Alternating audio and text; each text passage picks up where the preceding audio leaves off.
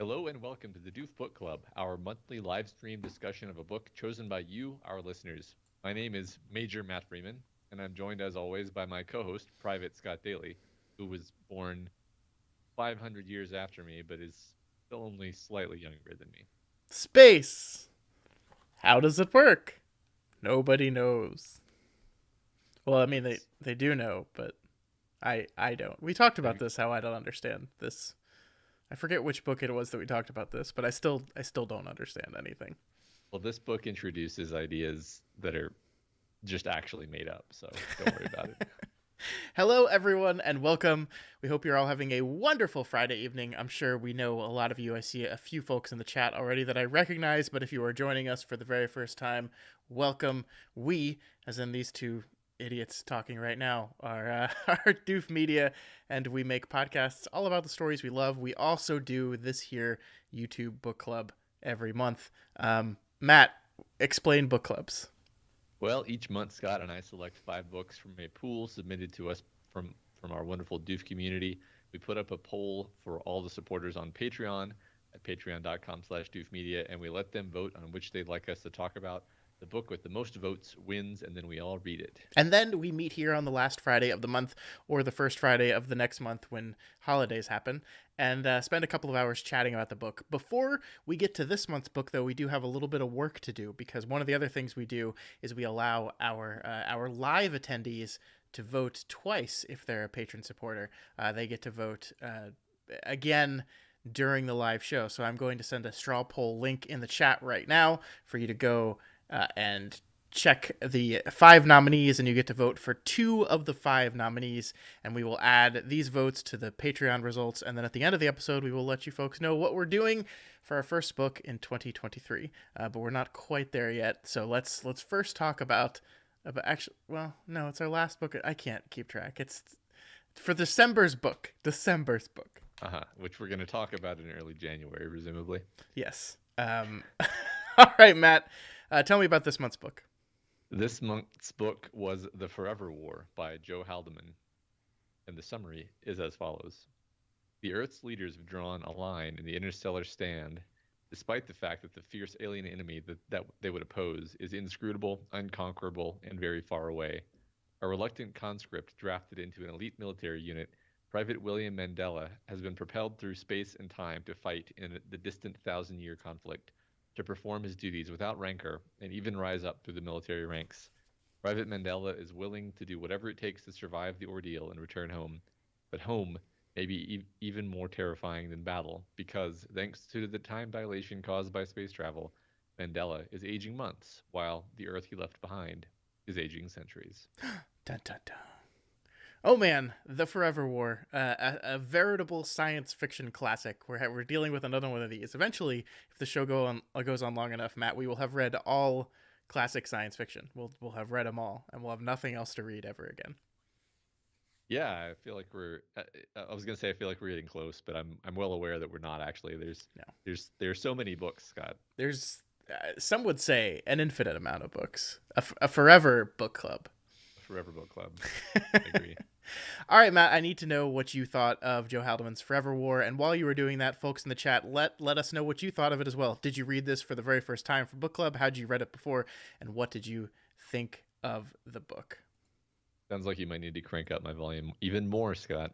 You are as cranked as you can possibly I'm be cranked. cranked, huh? Well, not much I can do about it over here. Anyway, I'll do a little compliment sandwich here because there's a lot to love about this book. There's a lot to analyze and dig into about this book. Um, it made me more mad about stupid wars than I think any other book, including books about like the Civil War. Um, because it really understands everything that's stupid and pointless and just destructive of value for no gain about warfare, and then it just crystallizes it into like a really nice sci-fi package that exaggerates the infuriating aspect of it, and then it just shoves it in your face, um, and subjects our characters to it. And we're going to be talking about that, I imagine, quite a bit. In terms of the like prose and the actual enjoyability of the book, I didn't think it was particularly well written, and I didn't think it was particularly well paced. But as I read on into the book, I realized that it's like this is not a book that's trying to glorify war or make the battles feel like action.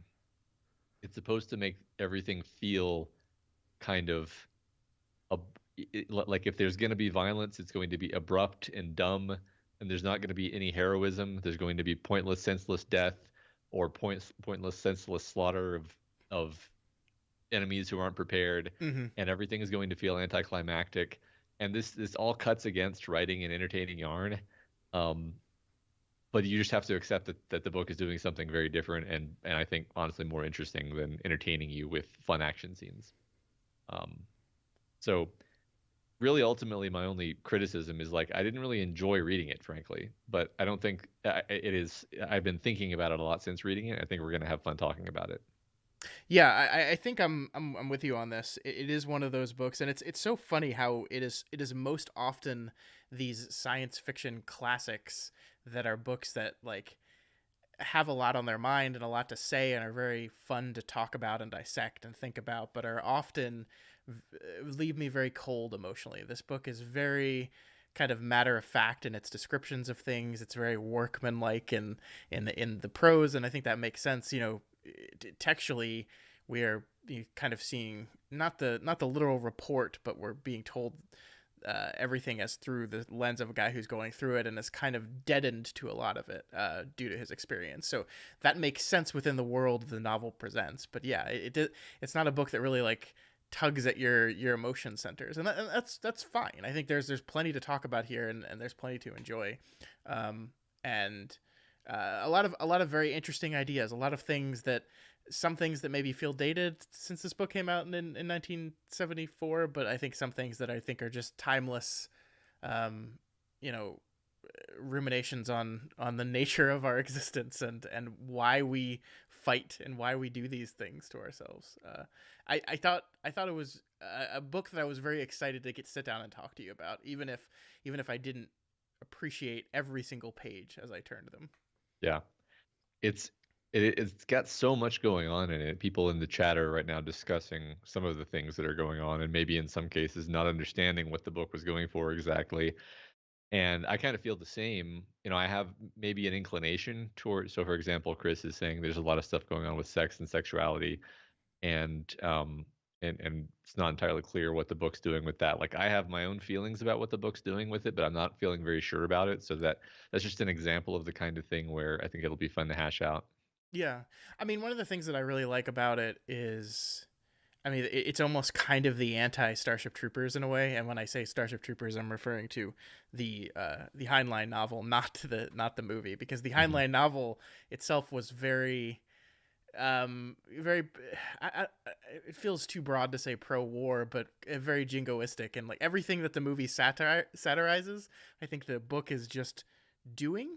And this book feels like a response to that almost directly, and it's a response to that coming from a person in Joe Haldeman, who I believe was conscripted into the armed forces during Vietnam. So he is writing this book as kind of um, a return from what that experience in Vietnam was like, and that is, I think, very much like permeates every moment in this thing, that this is a guy who was forced to go to war, was forced to fight in a fight that he didn't care about, survived it, and then decided to write about it through this very interesting futuristic lens. Yeah.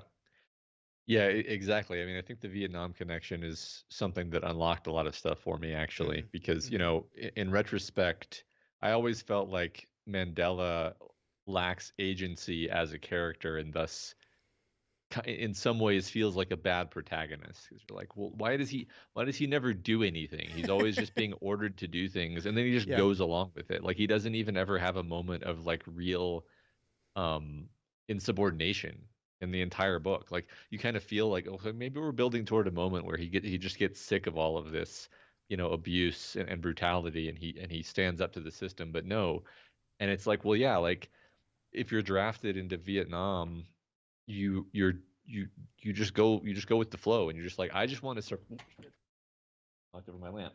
You're like, I just want to survive. I just want to get through this alive. Yeah. I just want to keep my head down. I'm going to follow orders. I'm going to do what I need to do to survive this. Oh, you're going to order me into an even worse position?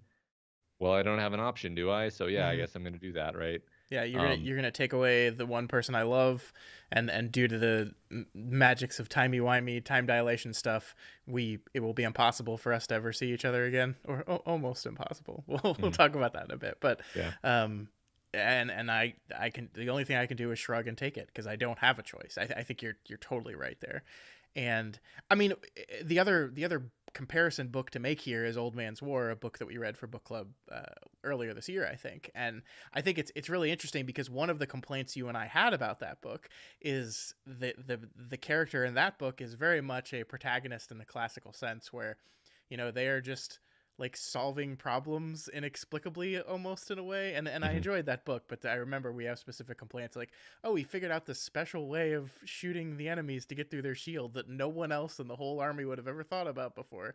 That is not this character, and that is not this book. He does nothing in this book, Hmm. really. Like he survives almost by dumb luck. Like the reason he doesn't die in the one battle is because he like remember his ship crashes and he like gets his arm crushed, and he's Yeah. like, well, that's why you're not dead, because you were knocked out at the very beginning. He doesn't really accomplish anything. The most you could say is he kind of rallies his troops in the final climactic battle, but again, that is textually a pointless. Like the whole thing's pointless. Like that Yeah. is a battle that occurs hundreds of years after the war is already over. Yeah. Yeah. That final battle is interesting, um, because a lot of the battle is just dealing with how impossible it is to be like a leader in an all conscript military, Mm-hmm. basically. Mm-hmm. Like all of his subordinates hate them, and it's really interesting because, you know, the whole book you've been in his perspective and you've seen these superior officers who were sort of giving orders, and you kind of hate them along with Mandela. You come to feel like, God, these guys are so ruthless and just soulless Yeah.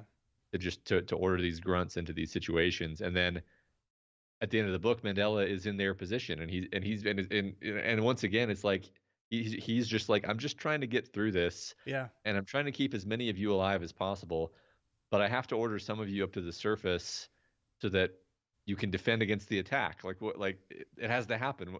But it's just such an interesting kind of little examination of command and sort of the paradoxes of command, I guess. Yeah, well, the powerlessness of it, like when you are below a person in command, you feel like they are the person that rules your entire life, and then we get to see the perspective of those people that also feel like they have absolutely no control over their life. Like I love the detail that he will make a bad officer. Like they almost say specifically that you do not have the temperament and the ability to make a good officer, but it's like, who like we don't you don't have anyone else, and you're Hmm. like a super veteran because you've lasted 100 times longer than most people do, so I guess it's you now. And it's not even a commentary on like the cyclical nature of this thing. It's just a commentary kind of on the absurdity of it. Like Yeah. I think one of the things that I love the most is the way this time dilation stuff is used to kind of really draw specific comparison to how quickly things move in war. Like again, the Vietnam comparison. Like you go away, you go to this place that might as well be light years away. Like it's a completely different side of the planet. It's nothing recognizable for you. Completely different types of people, completely different culture. And you go over there and you spend a year over there fighting these people that you have nothing personal against, and it feels like hundreds of years have gone by. Like especially like I love the return to Earth as a metaphor for, soldiers returning home after being gone, and not recognize, and this experience has changed them in a way where they don't recognize home anymore. It's Yeah. changed there, and they don't know what to do, and it's wonderfully rich. It's such a clever idea to take this concept of time dilation and use that in this kind of way. I really like the idea as a metaphor that it's not really about, oh, the world changes so fast. It's that it's the soldier that changes, actually. Yeah. Mm-hmm. And you come back and the world seems like a much more dangerous and scary place, and you got to Yeah. go buy a gun to protect yourself, and it's like, well, maybe it's not really any different, but you're just so keyed up, and you don't feel like you fit in anymore into this world. which I Yeah. mean we know that was the experience of the Vietnam vets, and also Vietnam was happening during a period of incredibly rapid social change. So Yeah. I think that is also in play as a metaphor. That's what John is saying here. The U.S. changed so rapidly in the 60s, too. And I think maybe that Yeah. is part of what the book is trying to demonstrate with the sexuality and the prevalence of homosexuality in this book as like as just like the way society shifts over time to where like everyone's that and you're the abnormality, straight people. I think it's it's really a great testament to like you go away and then there's this movement in the 60s that is like very pro sexuality, like pro opening up these things, and you come back and it's not that you have anything against it, you're just like, whoa, I just that's a culture shock. I didn't expect to come home and to experience culture shock. Yeah, the culture shock, and then eventually, as the book goes on, it becomes like you're backwards and weird and kind of perverted for not going along with the social change that has happened while you were out Mm-hmm. of the loop. And it's I mean, I think that's kind of how culture happens in general, but also Yeah, the yeah. the war metaphor is great. Mm-hmm. Um, I love what you said about the feeling that everything at home, this place that you thought of as safe, is suddenly dangerous. And again, because this is genre, it kind of literalizes that, and that the Earth in the time that he's been gone has just gotten more dangerous. But the ways in which the populace that lives there have just normalized it, and like mm, nobody seems to think it's a big deal that you have to hire a bodyguard to travel in the elevator with you, or else you're just going to be hit up for money and robbed and beaten and possibly killed. Like that's just a thing that just you do now. And like the person that's been away and has been in incredibly dangerous situations is like, what, this is just how you live now? And mhm. he can't cope with that. I love that concept too. And it also along those lines, it's got to be so frustrating for veterans to come back and feel like their own country has degraded and feel like what am I fighting for? Yeah. Like I'm sacrificing and we're all sacrificing so much, and in the meantime things are getting worse, not better. Um, and then okay, like then zooming out from that, there's this element where um, it's backgrounded for most of the book, even though I think it was pretty transparent to it was pretty transparent to me because I think this is a motif that occurs in fiction a lot nowadays. Mm-hmm. But maybe at the time this was kind of subversive to say that obviously the government this whole time, or the military specifically, this whole time has been using basically the war as a pretext to enact tyranny on the people. Yeah. Yeah. Um, we find that out basically at the end. But even before we find it out, I was like, I bet we're going to find out that the war started due to a misunderstanding and is being perpetuated on the basis of, hey, this sure is a convenient way of keeping our thumb on the people of Earth and humanity at large. Yeah, I don't think the book hides that, because the first confrontation they have with the enemy is so strange, right? Mm, Like the way that like the people they're fighting against are almost completely unequipped to fight a battle, right? They just don't understand. They don't know. And they like it leaves you like with this, you're not quite sure how things are going to play out throughout the rest of the book, but that encounter leaves you with a, oh, these people didn't actually want to fight us, did they? They were not equipped to do that. And I love the book is kind of just like, yeah, so we sent some ships through this thing, and they didn't come back, and then when we sent another ship we found a bad someone else, and so we just decided that those people must have blown up our ships. We like the idea that there's not even any evidence supporting that is I think perfect. That yeah, it's really trying to specifically nail these themes yeah. and make them very clear. And the idea that out of all of these hundreds of battles and hundreds of years of possibility for communication, that they never managed to open up any kind of real dialogue that could have led to a peace settlement. Mm-hmm. It's because they weren't trying. They didn't want to. They wanted to keep the war going so that they could do whatever they wanted. Yeah. Um, I mean, a lot of stuff is like too stupid to believe, actually, which is so I phrase it that way provocatively because a lot of stuff about the real world is also too stupid to believe. Certainly. Yeah. And you wouldn't believe it was real if you didn't have evidence for it. Like for example, I actually had a hard. This is part of the reason I had a hard time getting into the book in the first place. Is it opens up with Basically, the introduction is, all right, Mandela is one of, a large cohort of geniuses, right? Mm-hmm. 150 plus IQ geniuses that they've drafted, and they're just going to put them in power armor and put them through dangerous and deadly training on a planetoid where half of them are going to die, and their officers are just going to shoot them if they show the slightest sign of insubordination. And the reason I had a hard time getting into it, I was like, that's just so stupid. That's just a waste of manpower.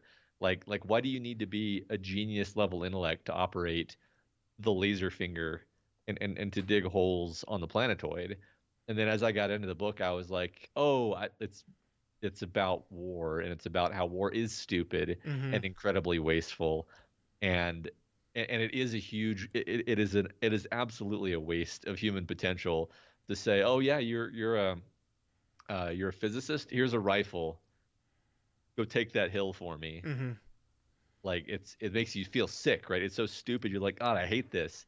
And that's, I think that's what he's going for, actually. Yeah, totally. I mean, like I love that the background of Mandela's life is one of physics and research and knowledge and understanding this wanting this greater understanding of the basics of how things in this world work, and that's been completely stripped away from him. And I love the powerlessness of after his initial round is up and he's returned to Earth, it's like, well, I could go back into physics and do something there, and everyone's like, oh, sorry, all the things you understood, all the research that you did is now decades out of date, you're hopelessly behind, and there's no work for you even if you weren't behind. So you do have a lot of experience in the army stuff, though.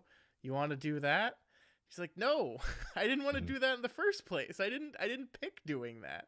And this Yeah. idea that like it strips your life from you in every possible sense, right? It takes time away from you. It takes experiences away from you, and then it takes the things you want to do, the things you want to experience, like the meaning you derive of and from your life. It takes it away from you, and it's God, it's depressing. It's a pretty depressing book, actually. Oh yeah. No, I mean, other than the fact that at the very, very end, literally the very end, they give us a little bit of a like, okay, at least he got to have a little bit of personal happiness after everything was all said and done. Um, Yeah. yeah, it's very depressing because of, if you allow yourself to humanize all of these side characters that he gets to know, like everybody dies, and it's just such a pointless waste. And um, yeah, it's very, I actually did find it frustrating in that way, right? It's interesting because like most war stories that focus on how bad war is, are focusing on the sadness of it, the poignancy. Mm-hmm. Like I'm just gonna, you know, criticize something like Saving Private Ryan, which is sort of objectively a good war movie, but at the same time, it's like we must honor the noble and brave and heroic sacrifices of our noble and brave and heroic soldiers, um, and forever remember their glorious sacrifices. And this book, it's actually just like, no, this is stupid. This is Mm-hmm. so stupid and wasteful, and this should make you mad, and you shouldn't feel any kind of glorious swell of pride in the sacrifice. There's no point. It was a ship that was going into land, and then it got hit by a missile, and it blew up, and they all died. What was the noble sacrifice there? Yeah. Yeah. It's yeah. Yeah, and I think one of the things is like that it actually is a machine that can turn otherwise normal good people into like shitty people, actually. Like Mm, I think that there are some there's some good people that he's around, but there's also a lot of like shitty, terrible people that he's around constantly, right? mhm, And that like one of the things we love to talk about in the military is when we talk about our military stories is the camaraderie, the brotherhood of being in these situations with other people. And I don't think I don't think Haldeman agrees with that sentiment, because with the exception of he has like a couple friendships with people that like it never feel really close, and then he has his relationship with Mary Gay, of course, which is his most close, long lasting relationship. But everyone else, it felt like he felt alone and isolated, and that he didn't feel the sense of camaraderie and bonding with his fellow men at arms. And I think it's because of the quickness of it and the churn of it, right? There's no opportunity in this war to really get to know the people around you, because you just hop into a suit and then you die. And Yeah. that's it. Yeah, and then toward the end of the book, putting him in command makes him even more alienated. Yeah. Mm-hmm. I Mm-hmm. mean, yeah, and then even yeah, just the fact that the literally the English language changes, I think is a great metaphor for like Right, right. just alienation even from your supposed brothers. You're just like I literally can't communicate with you. Yeah. I can't understand your language even. Mm-hmm. Um, I mean, it's kind of interesting, right? You could even take that as a specific metaphor of like him as like a an upper class guy who got an officer commission in Vietnam, and now he has to talk to these lower class soldiers, and they can speak. So there's different like dialects of speaking in America, obviously, Mm-hmm. and most people speak in their own comfortable local dialects. But when you're talking to a figure of authority, you kind of speak in a more official American English style. But there's a resentment to having to change the way you speak just to speak to your superior, and I felt like that was maybe the metaphor that they were gesturing at there. You know what I mean? Yeah, yeah, no, I think you're right there. I mean, it is great because it shows that everything in this book is doing work to really nail the central theme and idea. That like we're using all the sci-fi tropes, like just this general idea that suddenly he's put in charge of all these men that were born hundreds of years after him and are completely different. And they are supposed to be part of the same unit. They are part of the military. They're supposed to be part of this armed forces culture. And no, it's not like that at all. And so he's only like literally a couple, like maybe 5 to 10 years older than these people, if even that, right? and Hmm. and yet the gulf of difference between them is insurmountable, to where they can't even understand each other. Like even the people that are close to or near his level, command wise, are still so far like removed from him. Hmm. Yeah. Yeah. Yeah. Absolutely. So John is saying that that's another thing that was specific to Vietnam. This is another way that the book is pointing back to Vietnam. The idea that in wars prior to that, there was this sense of a unit being placed together and staying together, and in Vietnam they were just cycling people around and moving people out in and out of units and that mess. So there was really no sense of people um, getting to Yeah. understand each other. Becoming brothers in arms. It was Yeah, just yeah. these are the guys that you're with for now. Which, like, to be clear, like, even if the brothers in arms phenomenon is real, which I think it is, you put a people into a high pressure situation where they have to rely on each other to survive, and there tends to eventually be some sort of camaraderie amongst them. Like, that's not like a good thing, right? Like, we tend to glorify that and be like, oh, look at this bond between these men. Like, it's like, yeah, because they were scared to fucking death and they didn't know when they were gonna die. And so yeah, great. They found common purpose amongst each other in their fear of death. Like, that's great. Let's celebrate that. Hooray. It's just war sucks, man. Let's not do it anymore. We're going to take it's a bold Uh-huh. Doof Media anti-war. Yeah, I've been saying this for some time now that war is bad. You have been Um, saying it and nobody wants to listen to you. yeah, You write the government, you write your congressman, and they're like, "I agree, but we got yeah, bombs, they bombs." they got to use the bombs so they can buy more bombs. Mm-hmm. That's what we spend all the money on, right? Yeah. So Steve asked an interesting question, and I don't want to spend too much time on this because I don't want to get into a whole giant Stephen King conversation here. But he asked, "How do you compare this book's anti-war theme to Stephen King's kind of anti-military, anti-government theming in The Stand?" What do you think about that? Because these books actually were written, close to the same period of time. This book was written in '74. King wrote The Stand in '78. Yeah, I mean the main similarity I notice is the idea that um, the military sort of sees itself as being above everything else Mm-hmm. in both of these works of fiction. Sure. I guess there's other. Yeah, I mean, do you see any other clear lines of similarity? What I love is the I'm trying to think of a way to phrase this, the efficient incompetence Hmm. that exists in both. Like that these are extremely well-oiled machines that function rather well, but continually do stupid things. Like I get once again in the stand there's just a simple maintenance mistake, a simple door not functioning the way it is, and the whole fucking world ends. And this, it's just like everything you're doing here is stupid. I love the kind of sarcastic tone Mandela has when saying like, yeah, so they gave us the power suits with these camo colors, but that's totally useless because we're not gonna be in a desert. Hmm. Why we're gonna be sitting on it? Like it's just like so. It's like it's so part of the process and part of the structure of the plan that there's no room for like common sense thinking. Hmm.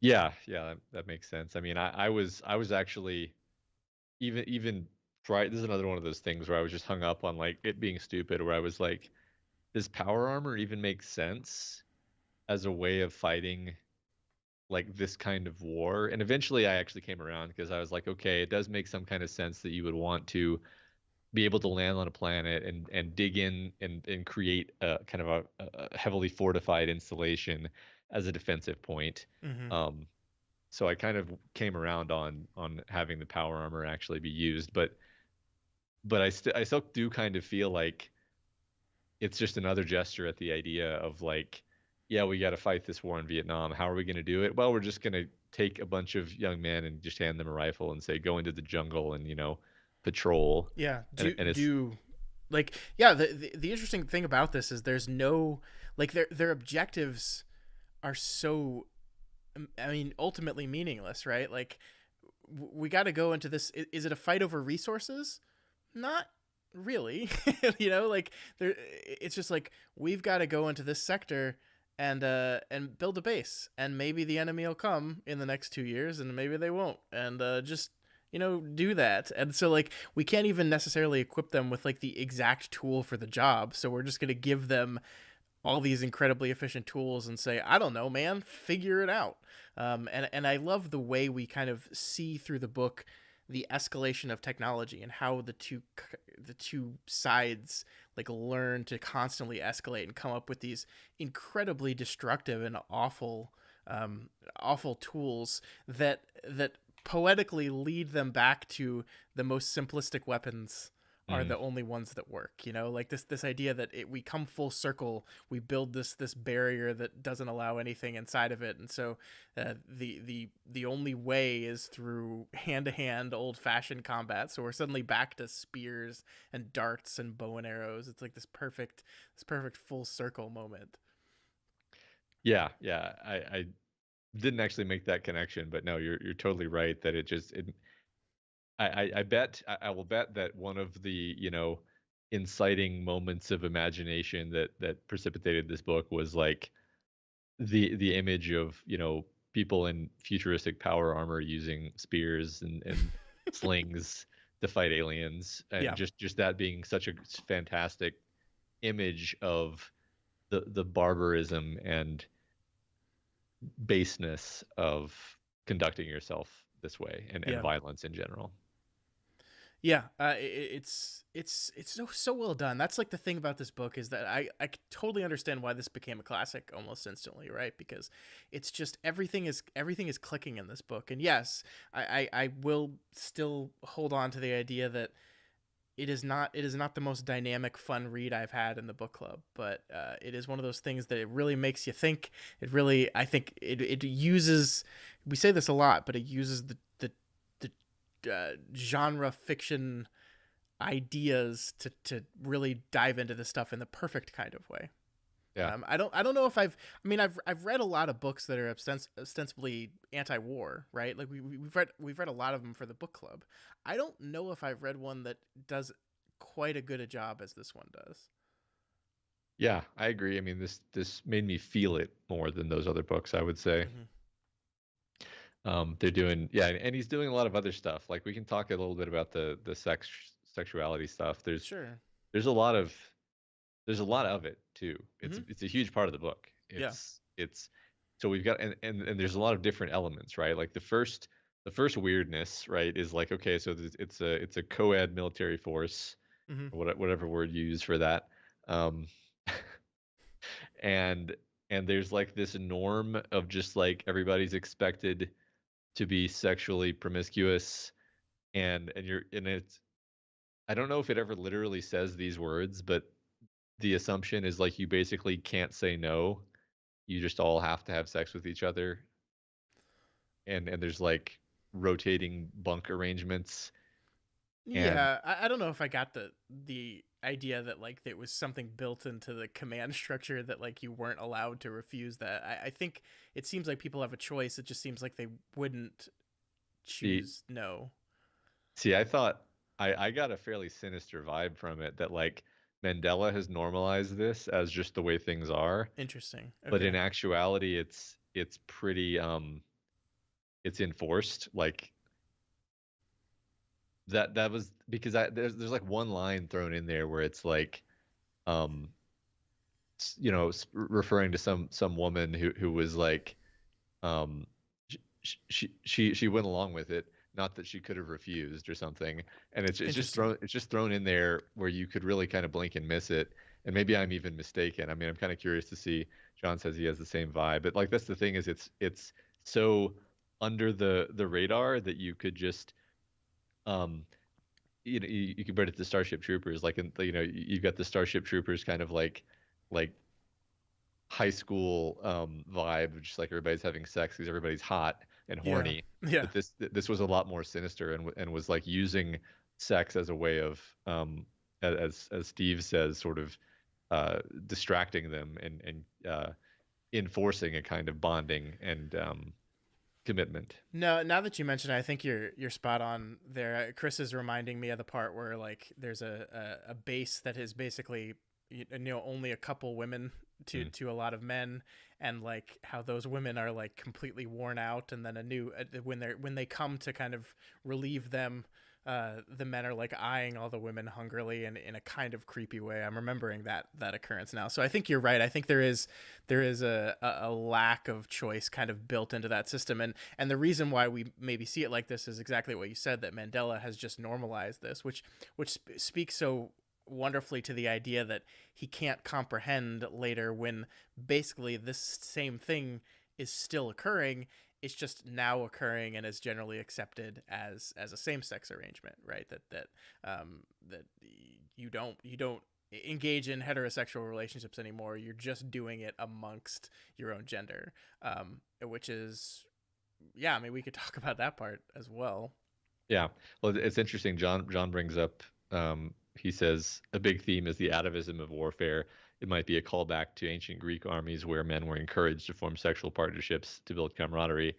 Um, I think that's, now that you say that, I'm like, yeah, I mean, I think that idea is definitely in play here, especially explicitly the idea that later in the war they are explicitly homosexual partnerships. Hmm. Hmm. Um, so yeah, that's yeah, I hadn't Yeah. thought about that actually. And I mean Yeah. the in-universe explanation for the shift to homosexuality being the primary thing here is population problems, right? But is that all there is to it, or is that just the song that the government's singing? I'm Oh, not sure. yeah. So that was one of those other things where at first I thought it was the book's mistake, and then I decided that it was actually on purpose and smart, because it was like, because the book is like, there are over 7 billion people on this earth. There just simply aren't enough resources to go around, and and we're laughing obviously, because didn't Because we we just have cross over we have 8 billion right now. eight Yeah. billion, and it's like, yeah, but the thing is, in the 70s there were a lot more sort of credible voices that were talking about um Malthusian collapse as a real possibility, Hmm. and Hmm. I think a lot of people in the 70s would have been surprised to learn that that never happened, and we were able to pretty much scale up our resource extraction and food production and so forth. Hmm.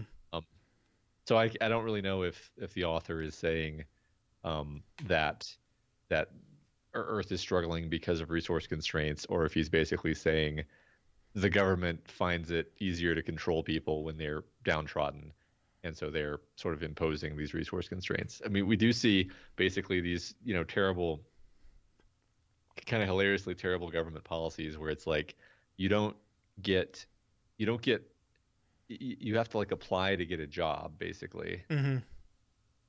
and then you might just like never get a job, and then you can like black market trade jobs between people. It's And horrible. yeah, that was all the kind of stuff where I was like, oh wow, this is calculated to make me specifically angry, Yeah. because it's so stupid. Well, and the concept of they introduced this ration card system when supplies were really low and they were running out of food, right? And then like how casually they're just like, well, we solved that problem, but everyone still uses the ration cards because everything is still rationed. Because once we've instituted the system, why would we ever take it away if it Mm. allows us to control all these things? And everyone's just kind of used to this being what we do now. And then like we're like kind of taught via the book to view like the people that live on these local farmsteads as like this is the down to earth like the only like real way to live anymore. And then we see that it's just horribly dangerous and you'll just die for no reason, randomly. And it's just like, oh, so there's no good left on earth. Yeah, I found the entire return to earth sequence absolutely horrifying. Like every bit of it was just, you're absolutely right. Like hyper specifically tuned to, I think, make people of our generation and before just be like, Jesus Christ, this is terrible. And I would never want. I would go to the moon too. I would Yeah, go to the moon if the like. Uh, yeah. No, it's really. I actually think that is well structured because he you're continually worried for the first part of the book that he's going to die in the, mhm. something horrible is going to happen, and he makes it back to Earth, and you're like, ah, thank God, and then it's like Earth is just terrible. It's so terrible that he actually decides to go. That he's like, you know what, I was more comfortable in the armed forces, Mhm. and they took better care of me, and life was easier, and it's an understandable decision actually. Yeah. So did you? Obviously, they sign back up. They're promised the post of their choice, which is a cruel army trick where we gave you that post just for 5 seconds before we transfer you to a new one. Do Mm. you think, like, they seem just resigned to that? Do you think they expected it to happen, or like, what do you think their mood on that? Did they think they were actually going to get to go hang out on the moon?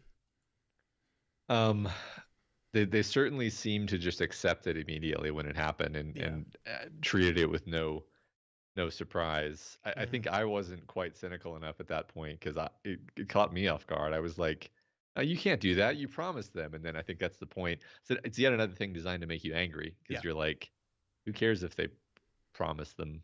They they do whatever they want. What are you gonna do? Say Yeah. no? Like they'll shoot you. This is the wild, because my dad was in the Air Force, and like they will, like, they can be nice enough to sometimes say like, well, where would you like to be posted? Hmm. And you can tell them, and they say that's nice. No.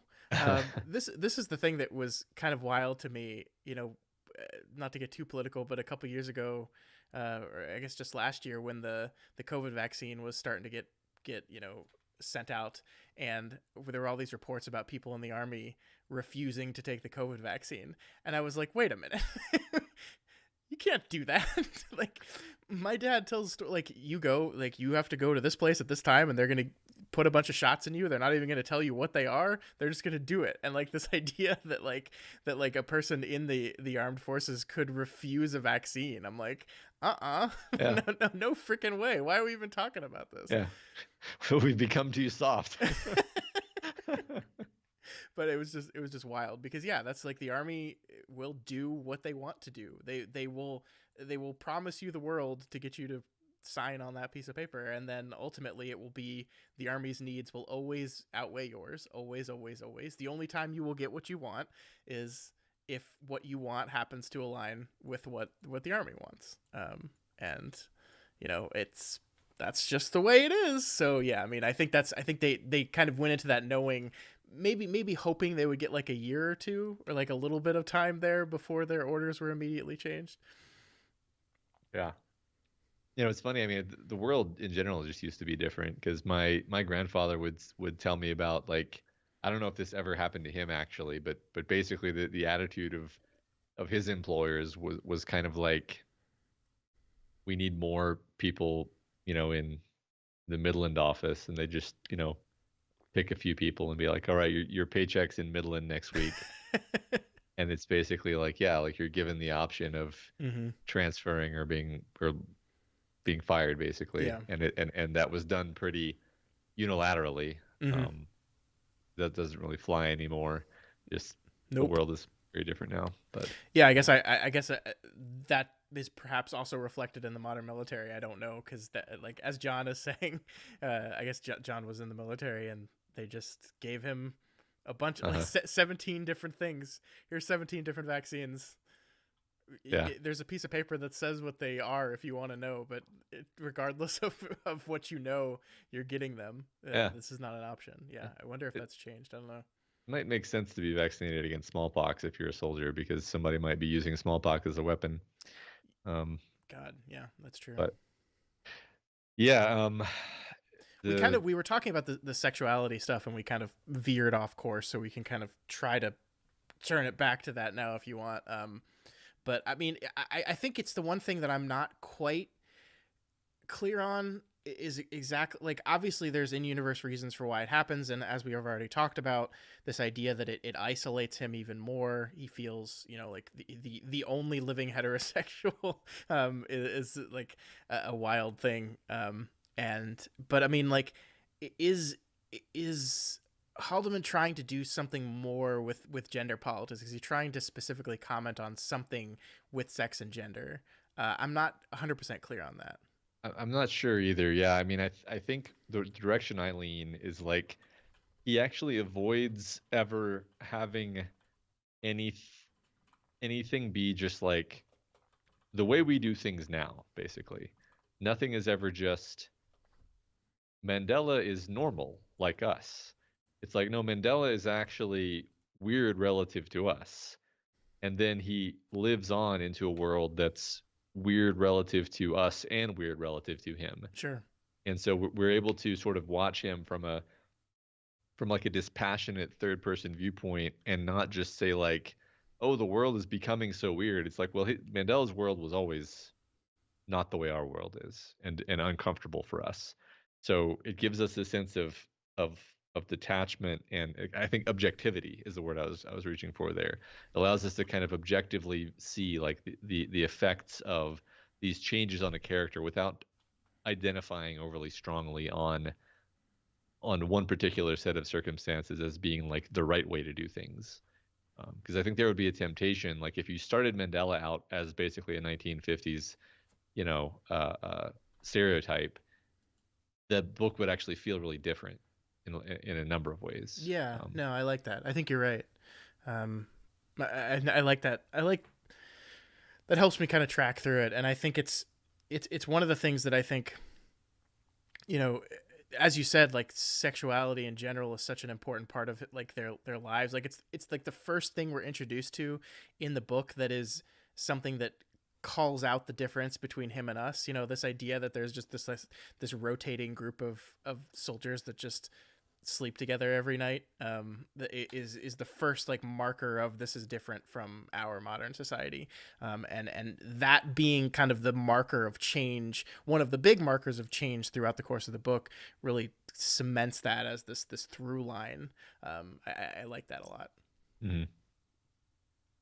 So are there any other characters we should talk about? I mean, it's funny how I like Mary Gay is the only other character whose name I can't even remember. Yeah, and I don't dislike her. I just don't have I guess maybe this is a critique of the novel, that it is so kind of internally focused on Mandela himself. Which, by the way, I don't know if you've like looked at it, but like William Mandela and our author Joe Haldeman, like I think his name is Joe William Haldeman. Like that's like really like It's an anagram it's an basically, anagram, right? basically. Yeah. Yeah. Um, And I think Haldeman's wife's maiden name is also an anagram for Mary Gay. Oh, that's perfect. That's Yeah. perfect. So yeah, I mean, I guess maybe it's a critique of the book that I don't know if Haldeman like knew. Like, cause I'm honestly sitting here. I read this book just a week ago, and I'm honestly sitting here just trying to think of like one clear characterization of Mary Gay Potter, like outside of the fact that like her and uh, Mandela really got along. Like I just don't have a clear thing in my mind, and I'll gladly put that on myself because I know he does some characterization in it, but I just not enough to stick in my head at all. Yeah, I mean, I think ironically the problem with Mary Gay is that she's awesome and like really strong and brave and Mm-hmm. great and you know emotionally sturdy and reliable, and basically she just has all of the positive qualities that you would want in a partner. And it's like, well, that's great and all, but that's not like a character, you know? Yeah, I guess maybe the way of kind of talking about her is talking about the books. You know, we've talked about sex and sexuality a lot in this book, and as John is pointing out, uh, in order for it to be capital L literature, it has to have weird sex stuff. So that's what Yeah. we were going for here. But the idea, like, I think this book is saying something about the concept of love as well, right? Because like the idea of love as you and I and most people reading the book would understand it almost doesn't exist by the end of this book. Like this idea that like I think Mandela almost specifically wants to prove everyone wrong that the society doesn't really value that kind of companionship anymore. That Hmm.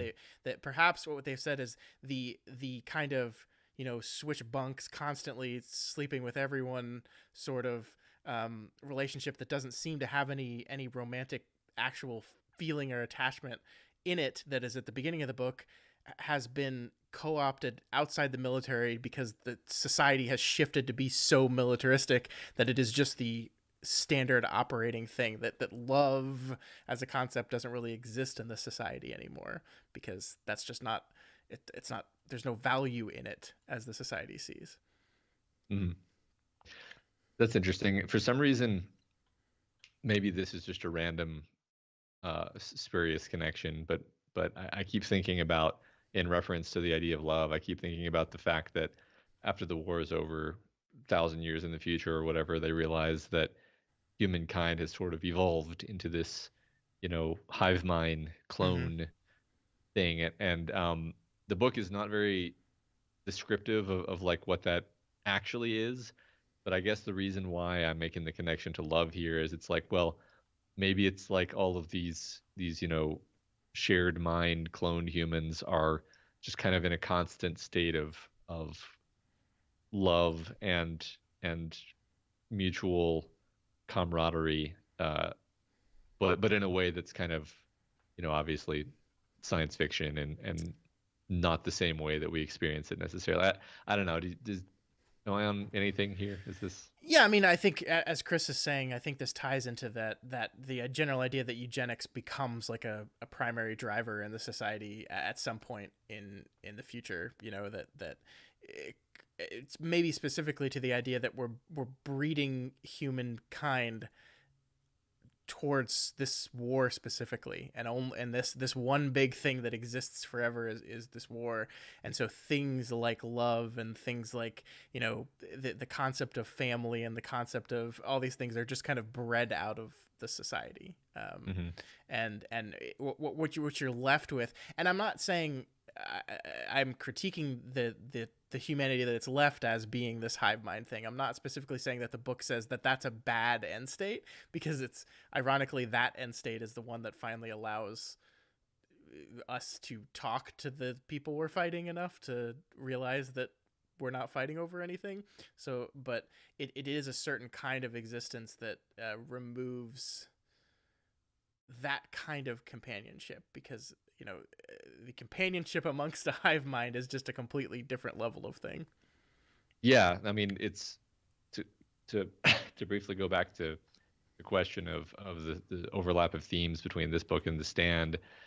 Stephen King has this argument along the lines that like a specific sort of rationality that's that's built around sort of dehumanization and efficiency toward the ends of achieving some objective is always just going to chew up your humanity. Mm-hmm. um, and I see that as being related to this eugenics thing, where it's like the society, like you said a minute ago, it's become so efficient at doing things stupidly that it has really ground away everything that made our human existence sort of worthwhile and and good, for the sake Yeah. of increased efficiency in um, you know prosecuting war and just keeping mouths fed, right? It seems like exactly as kind of ridiculous as it is, it seems like exactly the kind of thing that a world could slide into with people just saying like, well, it's definitely more efficient this way. Yeah, yeah, and then you have to go back to that question you asked earlier in the episode. Is like, well, what are we fighting for then? Like, what if this is what it takes to win, quote unquote? Then like, what are we actually fighting for? Just base survival, I guess, and like barely even that. It's just, Hmm. gosh, it's the Is, worst. is there a point at which survival is no longer worth it? Yeah, yeah. It's a great question. I don't know if, I don't know if I can have an answer to that question ever, but it certainly seems to get close to that line in this thing. That makes you ask the question, at least, which is, Mm-hmm. I think, a success of the book, because there's, you know, I don't think we've been intentionally avoiding the comparison, but the comparison exists between this book and the Forever War, or maybe you mentioned it already, but sorry, Old Man's War is what I Mm-hmm. meant to say. Old Man's War, um, is it doesn't make you ask the question, what are we fighting for? Because it just never goes there, right? Yeah. Um, it never depicts things as being as kind of endlessly stupid and wasteful as this book manages to express really quite succinctly. Yeah, I enjoy that book. I think we kind of mixed on some parts of it, but overall I enjoyed it. But I think this is, no no no shade on Mr. Scalzi, but I think this is the superior book. I think it's really ironic. I don't know if your audiobook version had it, but my version of this book, the foreword of it is actually a letter from Joe Scalzi written to Haldeman, like talking about how great his book is and admitting that like after he wrote Old Man's War, all these people were saying that he stole all these ideas from this book that he had never read. And so like the letter's all about how, so I finally read your book and it's incredible. And like I'm glad I didn't read it before writing mine, because I feel like you made choice, you had your characters make choices that I never would have thought of, and if I had read your book first it would have influenced the all the decisions I made in my book. And but I think it's really interesting how two separate people came up with similar concepts, but executed on them very differently. Yeah, definitely. Let's talk about some of the cool, like, as dour and terrible as this book is, there is some cool sci-fi stuff in it, like some cool conceptual stuff, like the G couches they all have to get into, like just to be able to survive the ships doing like 50 G maneuvers. Like that's a pretty cool concept, and like I think is one of those things that you look at like, you look at like, what would a dogfight in space look like? And it's like, well, the realistic thing is in order to do any kind of like banking or moving quickly, the amount of G's you would have to pull would just kill any human being. And so all these different authors have tried to come up with all these different ways of having humans handle G's. Like you put them in different suits, and this just said, you just, no, you just go in like a pod and you just don't do anything.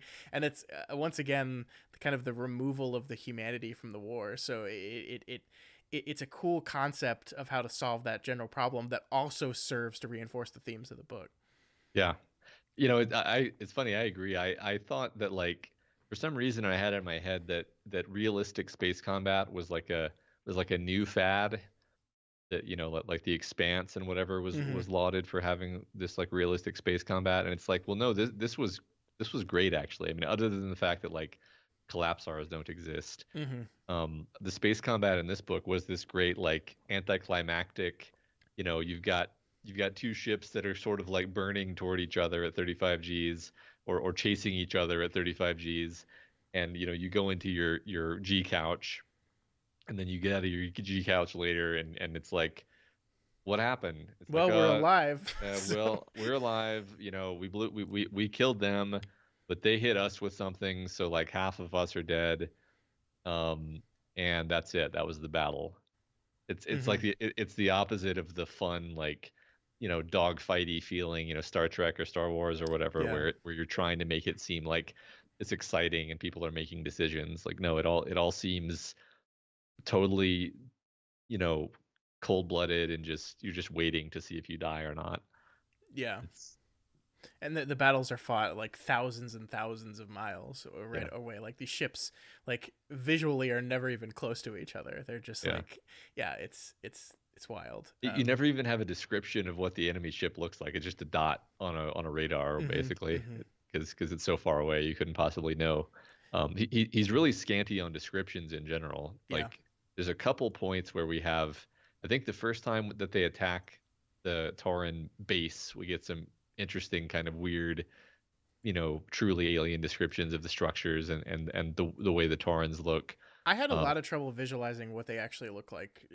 Were you able to like in your mind's eye see what these aliens? Because like I have this image in my head that can't be right because it's like I just like the way they imagine them with like these flappy arms, like it's so wild. Yeah, I mean, it's funny. I think we could all take turns drawing what we think Taurans look like, and they would all be different, because I didn't really spend a whole lot of brain cycles like processing that description. I was just like, okay, basically they're like a pretzel person or something, and I get the feeling that the point of this description is to make me feel um like this is a weird thing that I can't really relate to, hmm uh, and that, like, this is an other, basically, because it's very easy to other the aliens, of course. I'm glad that I didn't hear the phrase pretzel person until just now because if I heard that before I was reading the book, then I would have been imagining a soft pretzel attacking them the entire time I was reading the book, and it probably would have blunted some of the impact of it. So pretzels in armor and in invulnerable bubbles and whatever. Yeah, their technology was so weird and interesting, and I think scary, and that's Yeah. I think that's part of the point, right? That like it seems scary, like this bubble that just kind of kills everything that it touches, right? Seems terrifying, but it we don't even know like obviously that wasn't built for combat, right? That was built for self defense, and we just didn't even know it. Yeah. Yeah. Um, speaking of science fiction things, like, it's just the way they do the collapsar jumps is just fun to me. I don't have much more to say about it. Just the idea that, like, you can get all around the galaxy just by sort of finding a collapsar, which I thought was a made up thing, but is not actually, apparently. I just looked this up. A collapsar is just a star that has undergone gravitational collapse. So whether it ends up as a white dwarf, neutron star, or black hole, it's a collapsar. Um, But it doesn't immediately move you across the universe uh, doesn't at the same relative speed that you enter it. No, it doesn't basically become a wormhole. Bummer. But yeah, I mean, I guess one thing I liked about it is, like, you're kind of like, what is the frontier of this war, right? Because you think of any given war, and it's like, what is the Sorry, boundary? I'm laughing at John. We haven't tried yet. How do we know if it does that? Have we flown That's into one yet? We don't know. we got to try it. Yeah, Got to let's try do it. it. You first. Yeah, but like, you think of a war as having a front, right? hmm And like, what is the front of this war? And it's like, well, presumably the humans and the Taurans are accessing any collapsar they can access, and then accessing any collapsar they can access from that collapsar, which could be like, there could be like a mesh of collapsar inhabited zones that are like totally overlapping, right? There's no reason that you'd say the galaxy is like divided in half or whatever. Like, it could just be this um intermeshed web of collapsars that are being used by both sides. I, Yeah, and I don't know this. It's just that the book never really explicitly has any idea of, like, what part of the galaxy does anyone control, yeah. or. where is the Tauran homeworld or whatever. we don't ever really get like a high level view of the status of the war, right? Like we get the like snippets and bits and pieces, and I think this is again part of the point of the book of like this is the stuff we've deemed to tell you grunts on how everything's going, but like the objectives, like how it's going, they I think at the end of the book it basically says that we, and I'm using the humans would have won eventually just because the Taurans are so like like through millions of years of their own evolution have been so averse to war, and we are so it's so ingrained in who we are, that we would have eventually overpowered them and won, eventually. Who knows how many thousands of years that would have been, but I think the one place possibly where the Vietnam metaphor breaks down is the idea that we're not really even, at least as I understood it, we're not even really in their neck of the woods, right? Like this Hmm. is just like the whole thing is fought over these middle grounds that happen to be around these collapsars. That like it's not like we're knocking on the door of the Torin homeworld or anything. Um, Hmm. it's just like a fight being fought over Well, nothing. well, that's I would say this is kind of another delightful Vietnam comparison because it's like there, in some sense, the Vietnam War is a proxy war Sure. where nobody really cares about Vietnam. Vietnam is just where the war is being fought, but it's actually being fought between two other countries, neither of which is Vietnam. Um, So in this comparison, the Vietnamese are those animals that they encountered on that yes, first planet that they yes, just mindlessly that killed. they just kill because they were there, and Yeah. then later just kind of ignore because oh, this is perfect. No, they mindlessly kill them, and the trauma of just murdering them in cold blood causes them to have psychic breakdowns Mm-hmm. because murdering people in cold blood is traumatizing to the Yeah. soldier who does it. Um, so the poor animals on the planet are the innocent Vietnamese villagers who get napalmed um, in the course of doing business. Yeah, it's great. It's Yeah, we didn't talk about the fact that like at the beginning of the book it kind of opens up with them just doing a lot of specific like messing with the soldiers' brains to make them like the perfect soldiers, and like the only reason they stopped that was not any kind of moral or ethical rejection of that policy, but just like, oh, it really fucks with their brains and actually messes them up, so we can't do that anymore. But then eventually it kind of sneaks around to doing it again. It's just like through a different method of you're just hopped up on drugs all the time to mellow yeah, you out.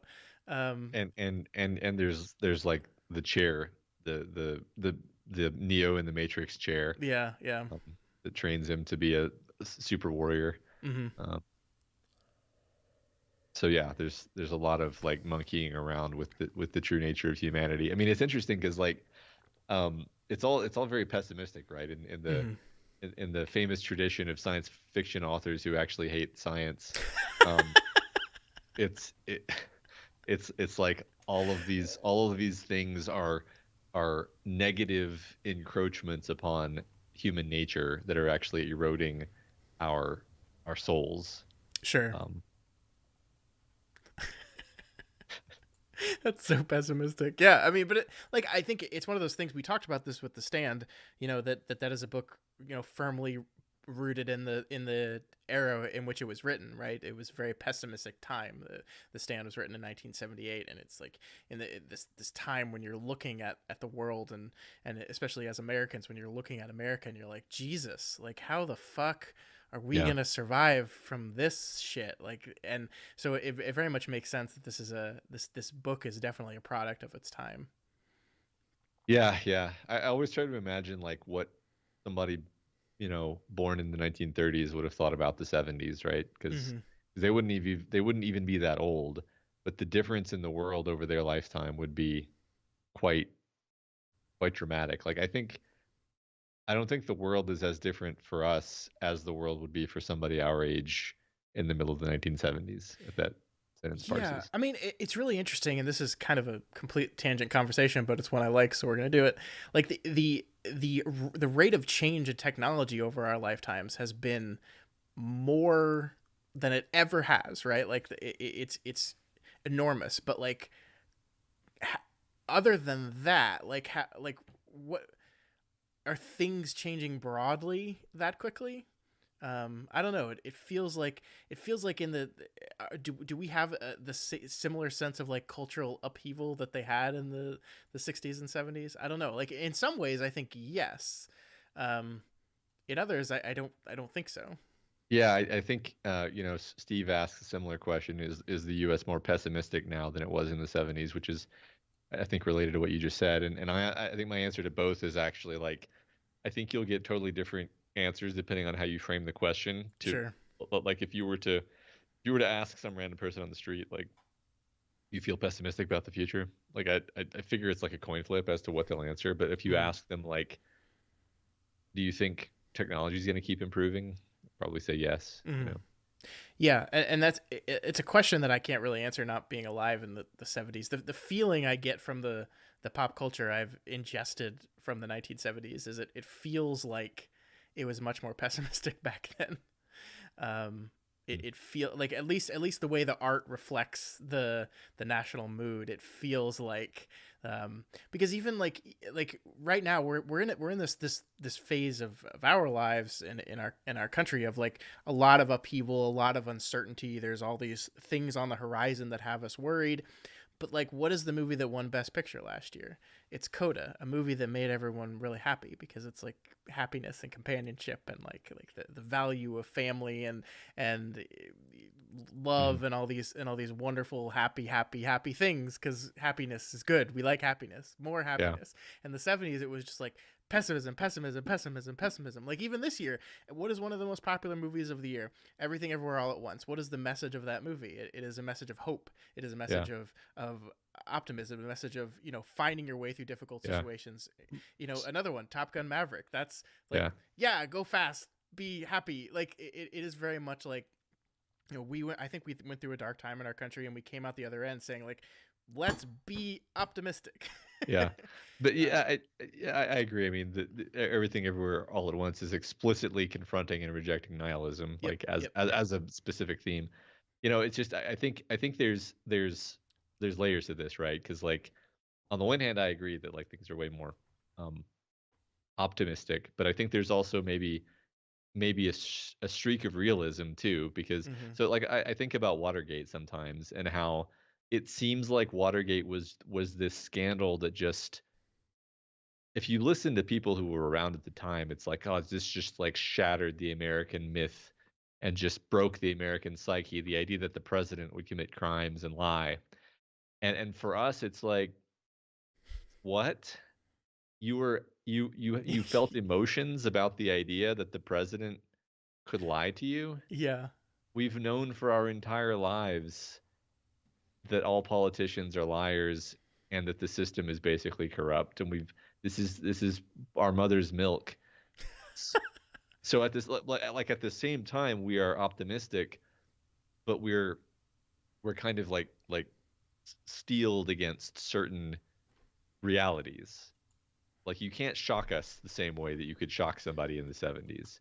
And that Yeah. in a sense makes us more optimistic, I think, in some ways.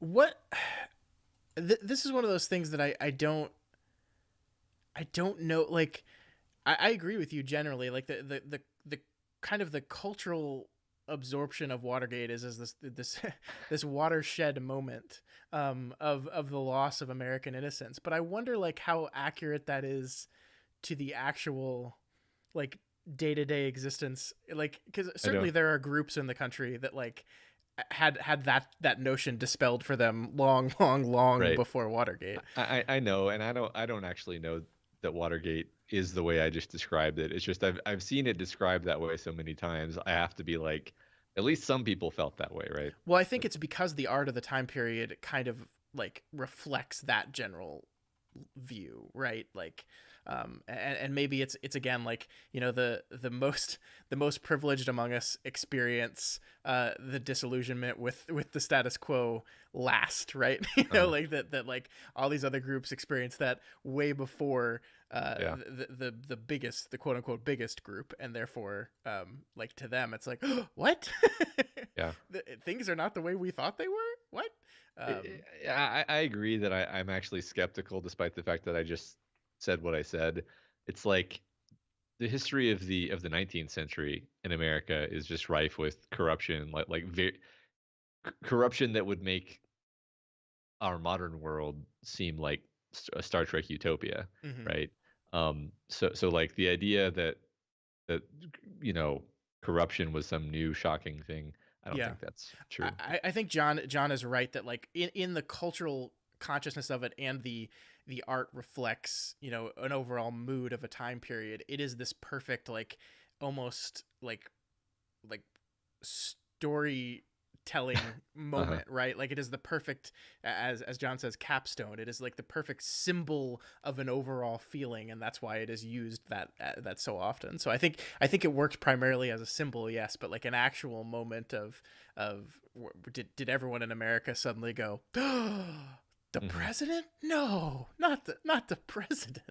Yeah, Yeah. you know, you wonder like was there ever a time in American history where the the even the majority of the population like had this innocent, you know, optimistic view of the government? Because I don't think so. I really don't. Yeah, I mean, you're probably right because like you can go back to literally like Roman writings, and humans have pretty much always been the same. You Yeah. know, the same conniving for personal gain and manipulation and political wheeling and dealing and backsliding and being two-faced. And so like the idea that there's any particular, I don't even think there's like an arc to this. I just think that humans have been humans the whole time. And now we live in nicer buildings. That's the most. Speaking of pessimism, it's going on the box. Humans have been humans the whole time. We just live in nicer buildings now. That's great. I don't think you're wrong though. I don't. I think, and like the The- the- there's a lot less violence now. I'll say that. that's certainly true. Yeah. Um, we've kind of found a way. There's people have developed a way of oppression and cruelty independent of physical violence, which I guess is a net positive. I guess. Yeah, yeah, there's a lot less violence, although now we do have the weapons that could just destroy the world if Yeah. somebody pushes the wrong button. So, Like we said before, every day is rolling that dice on will the existence of nuclear weapons end society, mhm, and we've rolled well so far. So we'll see. yeah. Yep. This conversation went places, and I It think I think that's a testament to what this book is, right? it is, yeah, because I at no point during that digression did I really feel like it was a digression because I think the book touches on like every social and political reality Mm-hmm. Mm-hmm. that is relevant to war, which yeah, it covers a lot of this stuff. Yeah. Um, yeah, no, it's very thought-provoking book. I'm glad we read it. I I was frequently bored and annoyed by it. Um, but that doesn't mean I didn't that doesn't mean I don't like it or it's probably not going to rank very high toward my like top of my, books that I've read, but definitely a real piece of literature. Yeah, John says it's a book that they didn't enjoy reading, but then thought about it for years after, and that it feels like that's exactly what it's going to be for me as well. And Steve says that he liked the book more now than before the conversation, which is the Doof way, right? It's the This is the way. that's no, that's fantastic to hear, and yeah, I think I'm very glad we read it. It's one of those ones that I think I've had on an internal mental list for a while because I've heard many things, and I'm glad we got to visit it. Yeah, me too. All right, we are going to lock the poll for next month in just a couple Should I share it again one more time for people that came late? Because I know I saw some people came late Give as we were people talking. a couple minutes. Yeah, so here is that. So if you have not voted in the live poll yet, you can jump in there and vote. It's gonna be very very close. Children of Men. I would love to do an episode on that movie, Matt. I love that movie. You can vote for multiple ones, right? You can vote for two, yeah. Because Okay. Straw Poll has a better poll functionality than Patreon, because Patreon is a great service that I enjoy very much and has been very good to us, but their polling options suck. So I know you said that I'm allowed to vote, but I think I'm going to choose not to. I want to let democracy take its course. Okay. There you go. The American way of democracy, which is I'm allowed to vote, but I choose not to. Yeah.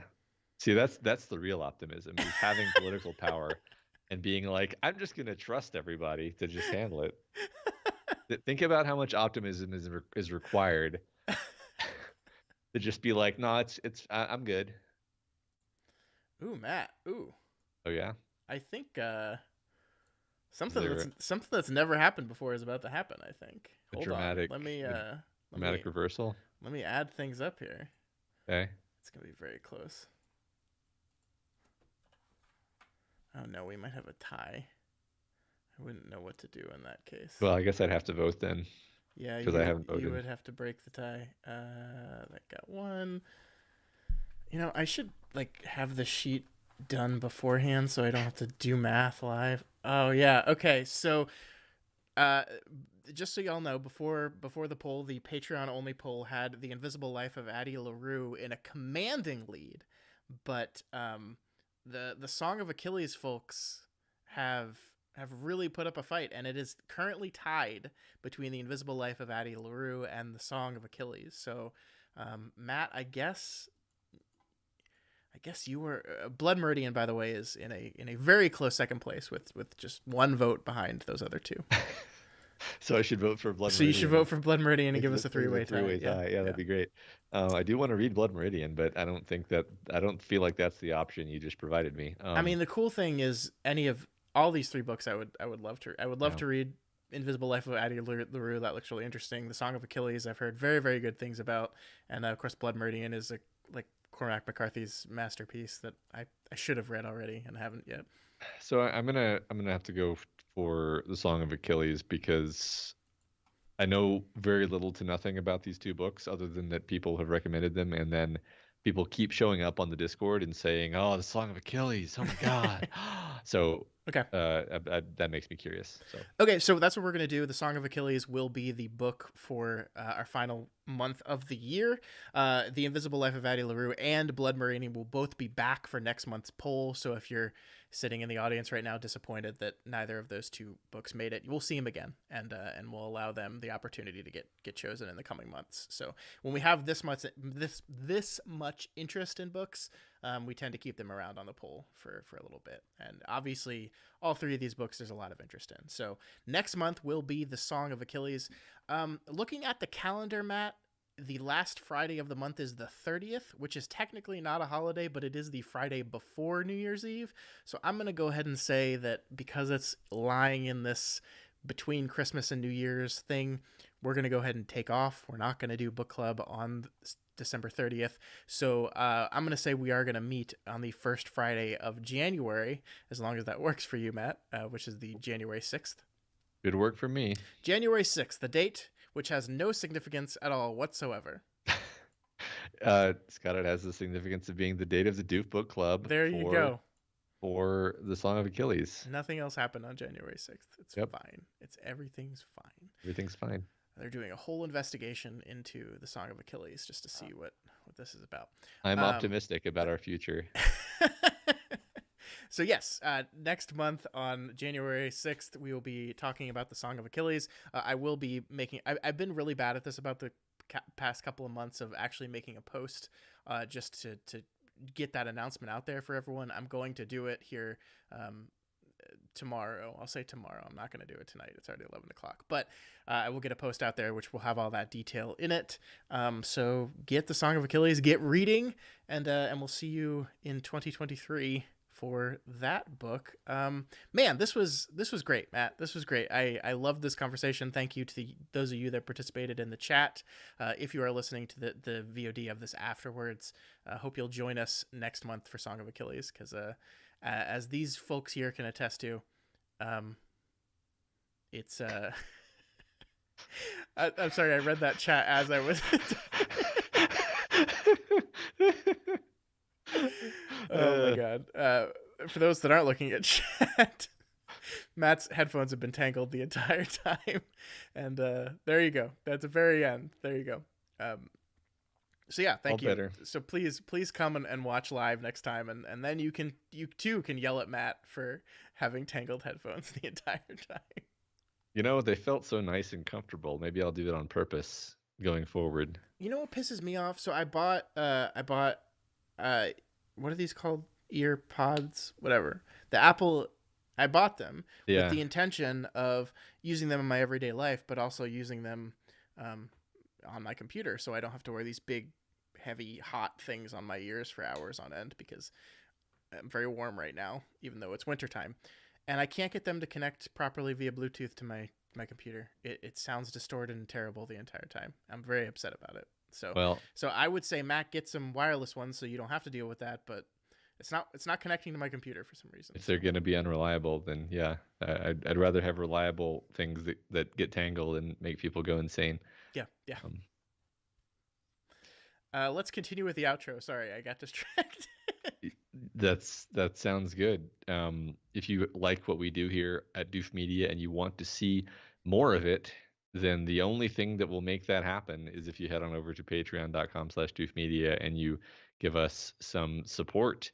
Any of the available patron levels, you'll get access to the ability to vote for the books that we talk about on the book club every month, as well as a ton of other exclusive features. So go check it out. That is right. Just think, you could have brought Blood Meridian to the fore if you had been a patron, but you were not, so you did not.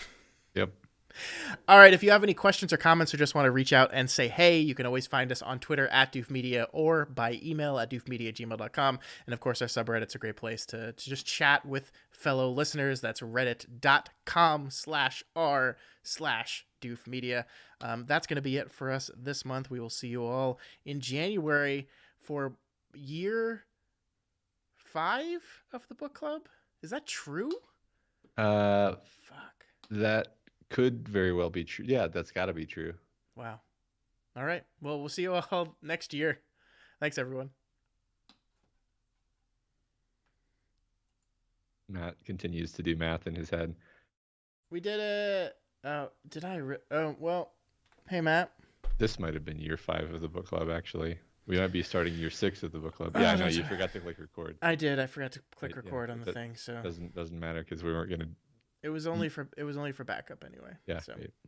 Yep. All right, folks. That's us done. So have a wonderful weekend and happy holidays as well. If we don't talk to y'all before the end of that stuff. That's right. Happy holidays. Thanks for showing up. It was really fun. I really appreciated the comments and insight this time. Absolutely. Yeah. Catch y'all later. Bye. Okay, we out.